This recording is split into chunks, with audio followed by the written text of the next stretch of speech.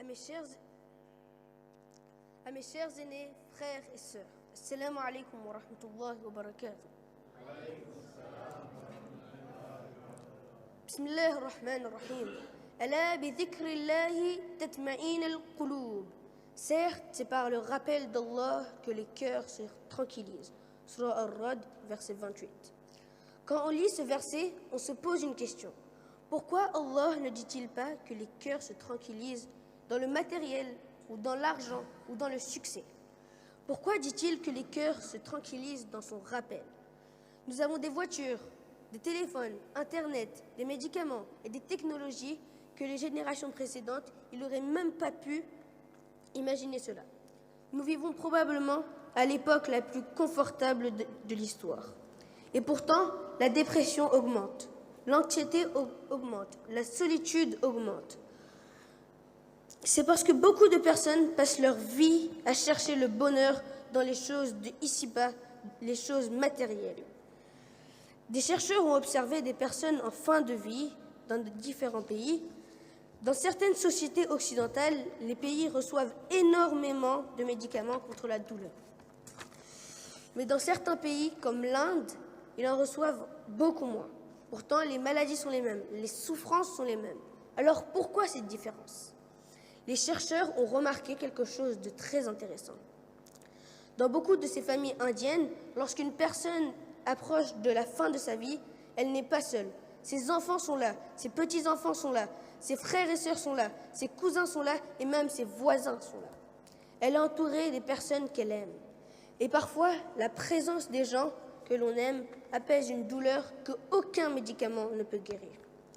En lisant cette étude, on peut se dire que le problème de notre époque, c'est qu'on a appris à prendre soin de notre corps, mais qu'on a complètement oublié de prendre soin de l'âme. Un conférencier racontait un jour qu'il discutait avec un homme qui ne croyait pas en Dieu. Il lui a demandé « Peux-tu me définir l'amour ?» L'homme a répondu « L'amour, c'est quand on prend quelqu'un dans ses bras. » Le conférencier lui a dit « Donc si deux lutteurs se serrent très fort pendant un combat, cela veut dire qu'ils sont amoureux. » Bien sûr que non, parce que l'amour est réel, mais il n'est pas matériel. On ne peut pas le voir, on ne peut pas le peser, et pourtant, personne ne doute qu'il existe.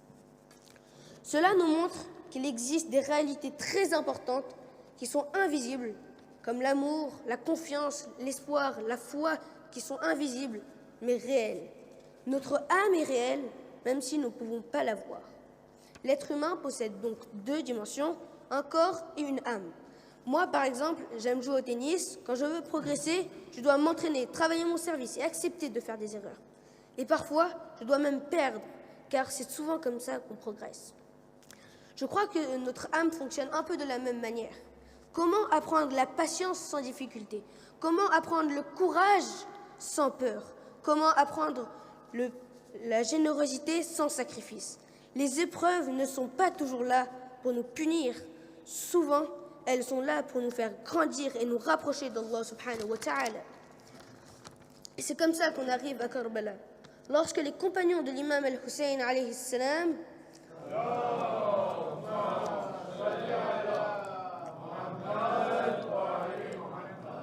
ils sont arrivés à Karbala, ils savaient que l'épreuve approchait. Pourtant, ils ne sont pas partis.